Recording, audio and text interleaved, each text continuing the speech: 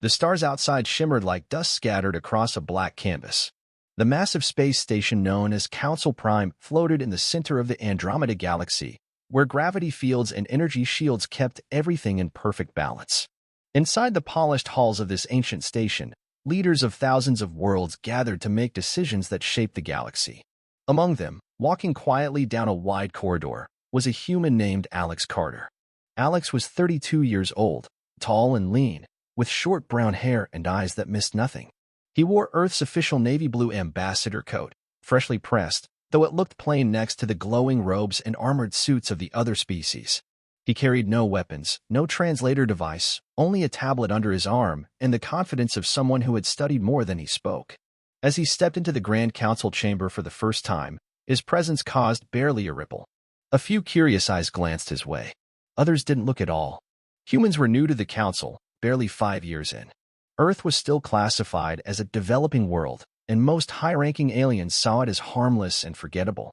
The chamber was enormous, shaped like a dome, with tiered platforms circling the center. Each platform held a delegation from a different star system. Holographic nameplates hovered above each seat, written in the galactic common tongue. In the center, floating above a glowing disk, was the speaker's platform, used only by those allowed to address the entire council. Alex made his way to the very last platform, Sector 9X, Earth's assigned seat. The platform had one chair. No aides, no support staff. Just him. He sat down silently and looked around the chamber. Dozens of species, some with wings, others with glowing skin or metallic limbs, talked among themselves or reviewed data streams. And there, on the highest tier, stood Vortak NAL. Vortak was tall and reptilian, his blue-scaled skin shining under the chamber lights. He wore a long black cloak embroidered with golden lines, symbols of ancient power and law. He had ruled the Council's strategic division for over 80 years. His voice could calm a war or start one. He was not just respected, he was feared. Vortak raised a clawed hand. Instantly, the chamber fell silent. "Order," he said, his voice deep and slow. "We begin today's session." As the meeting began, Alex listened closely. The Council debated border rights, trade routes, and energy regulations. Everything was carefully structured. Every word was calculated. Members used legal codes with numbers so long they needed to be spoken by machine. Even disagreements were polite, masked in formality. Alex said nothing. He didn't raise his hand. He didn't argue. But he watched. He noticed how Vortak guided each topic. Not by force, but by asking questions that led to only one conclusion.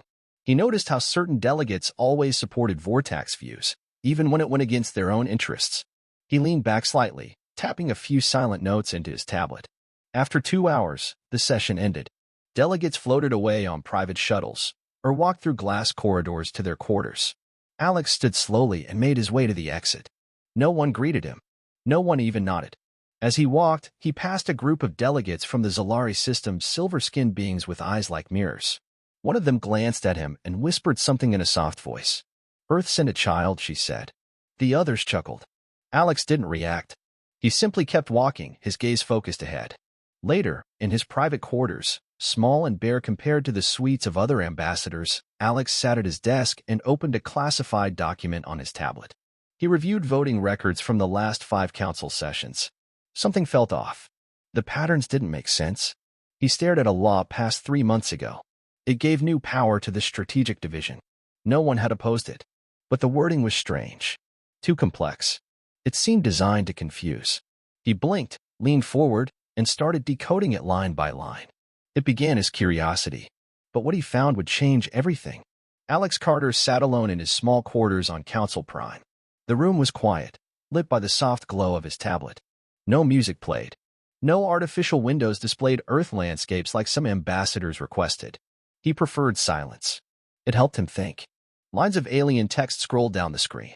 Galactic law codes, meeting transcripts, and hidden footnotes. All official. All public. But something didn't feel right. Alex had always trusted patterns more than people. Back on Earth, he had worked as a codebreaker for the Global Security Network. He could find hidden messages in static, threats buried in friendly chatter, and meanings behind the silence. That skill had earned him a place on Earth's diplomatic team. But here, in the heart of galactic politics, it made him dangerous. He leaned forward, focused on a law passed 3 months ago. Its title was forgettable, Amendment 707, Delta, Strategic Oversight Provisions. The law gave the Strategic Division, led by Vortak NAL, more authority over Council communications and security systems. It had passed without a single objection, but the wording was strange. Long, twisted sentences. Legal terms stacked together like puzzle pieces. To most eyes, it was just more bureaucracy. But Alex saw something else. He opened another file, an older law, passed 5 years ago. Then another.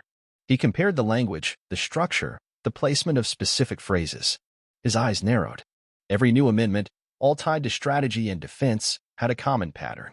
Not in what they said, but in how they were written. The structure was too consistent, like someone was writing them with a hidden goal.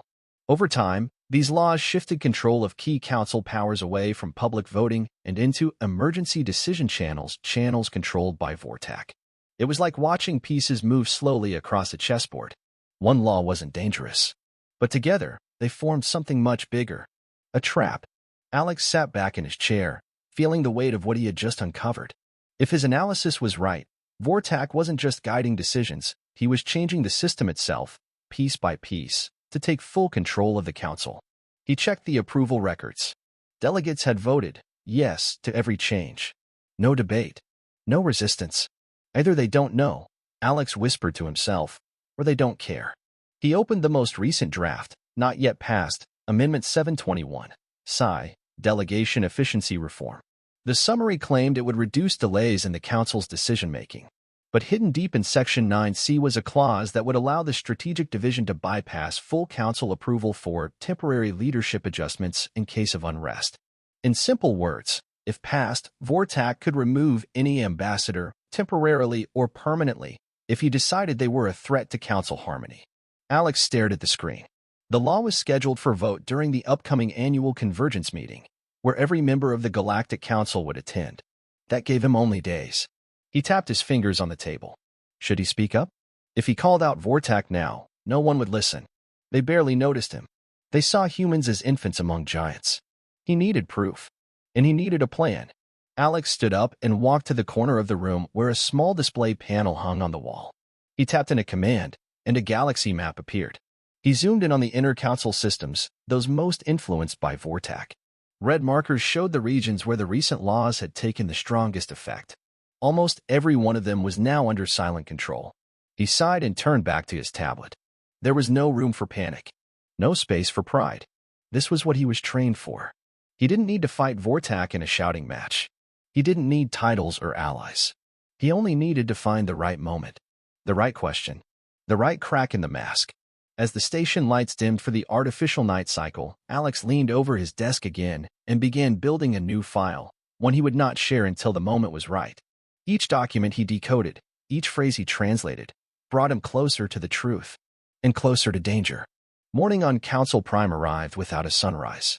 Instead, the station's internal lighting slowly brightened, imitating dawn. Soft chimes played in the background, signaling the start of another day of diplomacy, arguments, and silent games of power. Alex Carter hadn't slept. His desk was covered in open files, blinking tabs, and handwritten notes. He had spent the night piecing together the legal web that Vortak NAL had built over the past decade.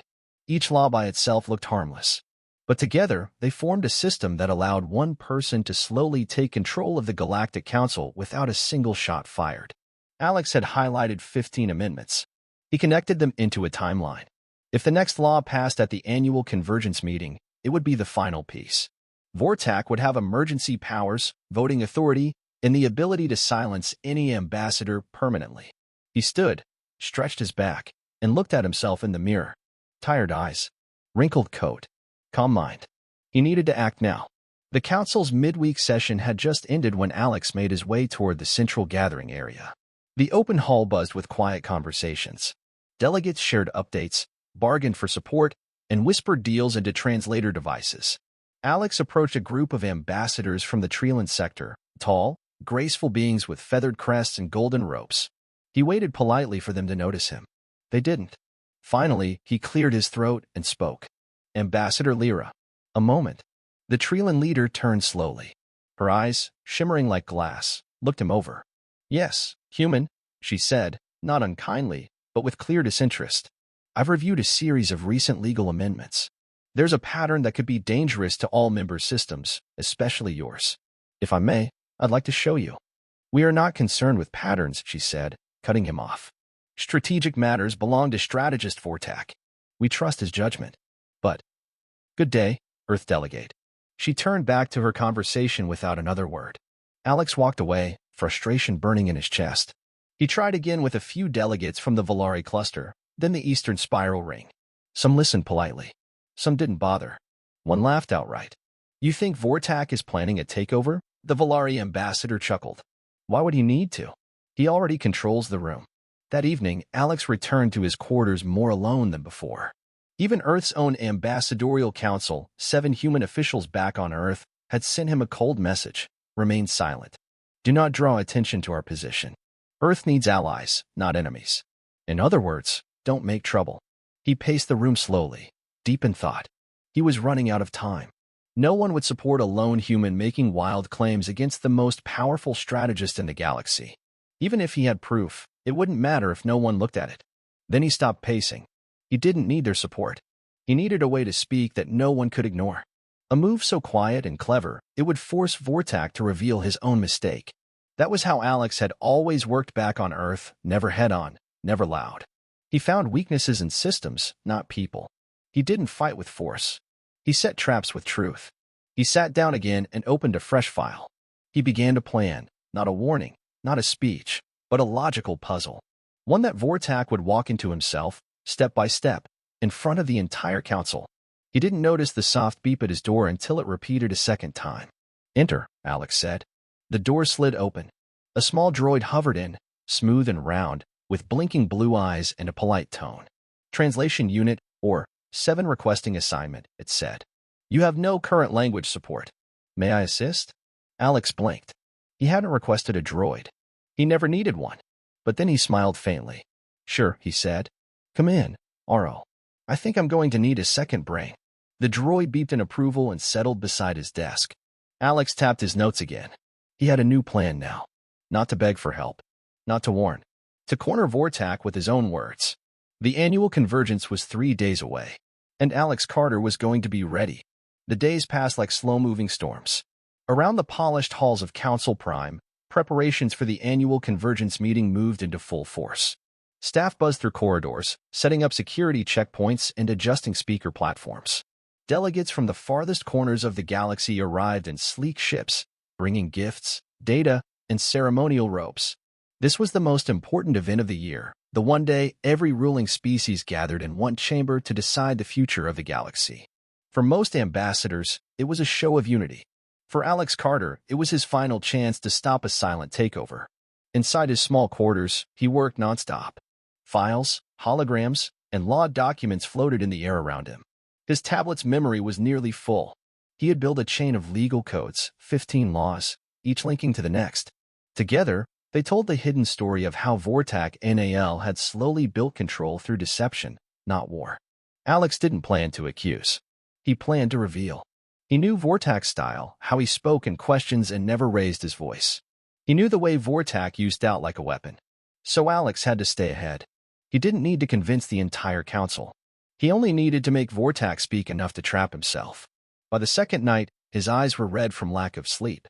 Oro, he said to the floating translator droid beside him, read back the final clause of Amendment 721. Sigh. The droid beeped, then recited in a calm voice, in times of civil disorder or disruption of protocol, the Strategic Division reserves the right to recommend temporary suspension of individual sector delegates, pending review. Alex nodded. There's the trick. Not approve, just recommend. But in emergency law, recommendation means automatic action unless vetoed, which Vortak can block. Aro hummed thoughtfully. So, Alex said, he can silence voices before they speak, especially those like mine. He stood up and began pacing again. He had already outlined the speech he would give, but it wouldn't be enough to stand and speak facts. No one trusted Earth. Not yet. So his speech was a setup, a careful pattern of questions and examples that would force Vortak to respond. Each response would pull him deeper. Each word would tighten the trap. At one point, Alex paused and looked at a message flashing in the corner of his tablet. It was from Earth's central office. We urge caution during the convergence meeting. Do not confront strategist Vortak directly. Maintain diplomatic tone. Do not risk our standing. Alex stared at the message for a long moment. Then he deleted it.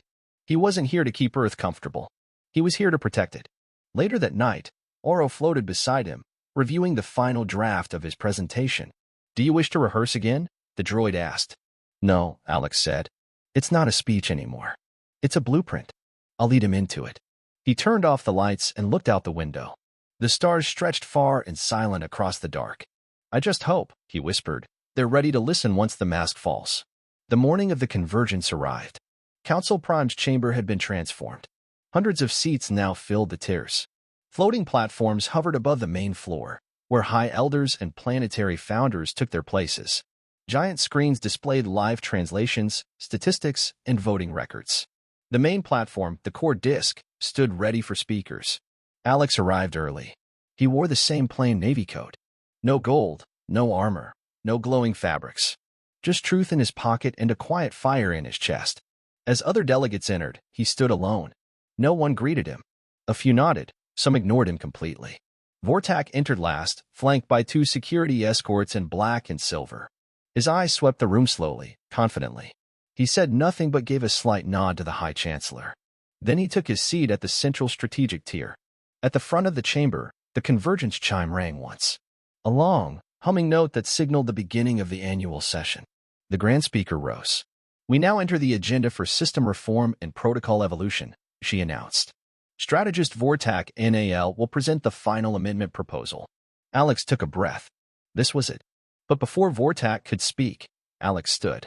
Madam Speaker, he said calmly, his voice clear across the chamber, I request permission to address the council before the amendment is introduced. Murmurs rose. A few delegates looked annoyed. Others surprised. The speaker hesitated. Delegate Carter of Earth, she said. What is the nature of your address? A request for clarity, he said. And a few questions that deserve answers before this vote proceeds. She looked to Vortak, who gave a gracious nod, a small smile on his lips. Let the human speak, Vortak said. His curiosity is charming. The speaker motioned to the central disc. Alex walked forward. He stood in the spotlight, surrounded by the most powerful minds in the galaxy. He didn't look nervous. He looked ready. Alex Carter stood on the central platform, surrounded by silence. Hundreds of eyes, some human-like, some insect, some glowing or mechanical, watched him from across the chamber. The annual convergence meeting had just begun, but all attention was now focused on the lone human standing where only the most powerful usually spoke. He didn't clear his throat or bow. He simply began. I won't take much of your time, Alex said, voice calm and steady. But before the council votes on Amendment 721, I'd like to ask a few questions. Not just for myself, but for the record. A few delegates shifted in their seats, mildly curious. Others glanced at Vortak NAL, who sat high above the chamber, arms folded, expression unreadable. Alex tapped his tablet. A holographic chart appeared above him, simple, clean lines connecting dates and laws. This is the timeline of the last 15 amendments related to council strategy, oversight, and emergency powers. They all passed with ease.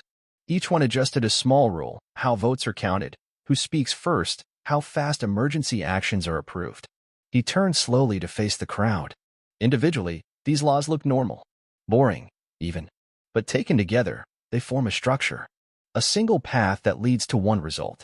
He paused. That result is control. Not through violence. Not through war. But through quiet design. Murmurs spread through the room. Delegates looked up at the floating chart, then back at Alex. He continued, his tone clear and patient. Under current rules, Amendment 721, Sci will allow the Strategic Division to recommend the removal of any delegate deemed disruptive or dangerous to harmony. He raised one eyebrow. But in Legal Code 32J, used in 4 previous laws, a recommendation by strategy is automatically applied unless vetoed by a 2/3 emergency vote. He looked up. How many of you knew that? Silence. One delegate from the Varnak ring slowly leaned toward her aide, whispering sharply. Alex nodded. This amendment, if passed, gives strategist Vortak the ability to remove any of us. Without debate. Without warning. And with no need for full council approval. Now heads were turning. Faces were no longer relaxed. Still, Vortak didn't speak. Alex tapped again. A new hologram appeared, this time, a copy of an earlier law, Amendment 707, Delta, one Vortak had introduced 6 months ago. This amendment changed how Council data is stored. It centralized records under the Strategic Division, meaning Vortak's office now manages access to law archives. Another tap. And this one, Amendment 709, Gamma, allowed temporary leadership transfers during periods of instability. Again, controlled by strategy. Alex turned back toward the audience. None of these laws were illegal, but together, they built something very close to a trap. Now the murmur was louder. Even the Speaker of the Council sat forward. Still, Vortak said nothing. So Alex walked slowly to the edge of the platform and looked directly up at him. I have one final question, he said. For strategist Vortak. The room fell still. Vortak tilted his head slightly. Ask, he said smoothly. Alex smiled, not arrogantly, but with quiet certainty. Under Section 9C of Amendment 721, Sci, if I am viewed as disruptive for presenting this information, would you be allowed to remove me from this chamber before a vote is held? Vortak leaned forward just slightly. If the law passes and your behavior is judged harmful to order, yes. Alex nodded. But if I'm removed before the vote, I lose my right to oppose the law. Meaning I cannot stop it once you're able to silence voices like mine. The chamber had gone silent again. Vortak didn't answer. He didn't need to, because the truth was already out. The silence said everything. Alex looked around the room, his voice quiet now, but firm. That is not law. That is design. And it was built right in front of all of you. He stepped back. I have nothing more to say. The holograms blinked off. The silence remained. Then, slowly, the delegate from the Treeland sector, the same who had dismissed Alex days earlier, stood. I request a delay on the vote, she said loudly. This deserves review. I second that, said another, and another, and another. Within moments, the council floor was alive with voices not shouting, but active, alert, awake. Vortak finally rose. He stood tall, his cloak flowing behind him. I have done nothing outside the laws, he said evenly. Every amendment was approved. Every motion was voted on. Alex met his eyes. Yes. And every trap you set was left open for someone to find. I just did. The speaker called for order. A vote began, not on the amendment, but on an emergency review of the last 15 strategic laws. The outcome was clear before it was even counted. The vote passed. The amendment was halted. Vortak remained standing for a long moment. Then, without a word, he turned and walked out of the chamber. Alex stood on the platform, not smiling, not celebrating, just breathing. It was over. He stepped down from the disc. Delegates began to approach him, not many, but enough. Some offered thanks. Others gave nods of respect. Earth was no longer invisible. It had a voice, and it had just spoken clearly. The Grand Council chamber was quieter than usual. The tension that had once filled the air like static was gone. What replaced it was something unexpected, silence, yes, but thoughtful silence. Not fear, not confusion, but reflection. The vote had passed. Amendment 721, Sci was frozen. A full review of all recent strategic division laws was now underway, with independent legal advisors brought in from outside Vortak's influence. For the first time in many cycles, the Council was questioning its own systems, its own trust in the smooth, clever laws that no one had ever truly understood. And at the center of that shift stood Alex Carter, Earth's quiet representative. He walked through the polished halls of Council Prime, tablet under his arm, coat slightly wrinkled from the long day before. He wasn't greeted with applause. There were no banners or speeches. But as he passed, ambassadors nodded. Some even stopped to look at him, really look. He had no fancy title, no army, no ancient bloodline. But he had asked the right questions. He had been the first to see the pattern. And that changed everything. In the days that followed the convergence, messages from across the galaxy arrived in Alex's inbox. Some were cautious thanks. Others were requests to share his findings. A few even asked for Earth's input on upcoming votes, something unheard of just a week ago. For Earth, this was a shift no diplomat had been able to achieve in years. Alex had done it with truth. He now sat in his quarters, not far from the window that overlooked the stars. The droid Aro floated beside him, humming softly. You have 22 new messages, Aro said. For are marked urgent. Let them wait, Alex replied, sipping a mug of dark tea. Urgency is rarely honest. He leaned back in his chair and looked at the galaxy map on the wall, thousands of stars, each representing a system, a voice, a people. For a long time, Earth had been a whisper among them, a young world still trying to catch up. But not anymore. There was a soft chime at the door. Alex stood and opened it to find a tall delegate from the Valari cluster, one of the council members who had once dismissed him with laughter. She bowed her head slightly. "I came to deliver this," she said, handing him a small silver crest with the council's emblem etched in blue. A sign of recognition. Not power. Just respect. Alex took the crest and nodded. "Thank you," he said simply. She hesitated. "You caught something none of us did," she said. "That won't be forgotten." When she left, Alex placed the crest on his shelf, next to a small photo of Earth, a view of home from orbit. Oceans and clouds wrapped around a planet that still dreamed of its place among the stars. He didn't plan to stay long on Council Prime. Others would take up the work now. The laws would be reviewed. Protections would be added. Delegates would think twice before voting blindly again. And Vortak? He hadn't been seen since the convergence ended. Rumors said he had returned to his homeworld. Others believed he still watched, waiting for a new angle, a new move. But this time, the council would be watching too. Alex packed his things the next morning. Not many, just his tablet, his coat, and a data crystal containing everything he had uncovered. He left a message for the next Earth delegate. Ask questions. Follow the patterns. Never assume the loudest voice is the wisest. Before boarding the shuttle, Alex paused once more at the viewing deck. Stars shimmered beyond the glass, endless and quiet. He had come here as a nobody, an ambassador from a forgotten world. He was leaving as a name remembered. Not because he was powerful, because he had been right. As the shuttle engines hummed and the stars shifted in the window, Alex Carter smiled. The galaxy would go on arguing, voting, debating. That was its way. But now Earth had a seat at the table, a seat earned, not given. And sometimes, that's all it takes to change everything.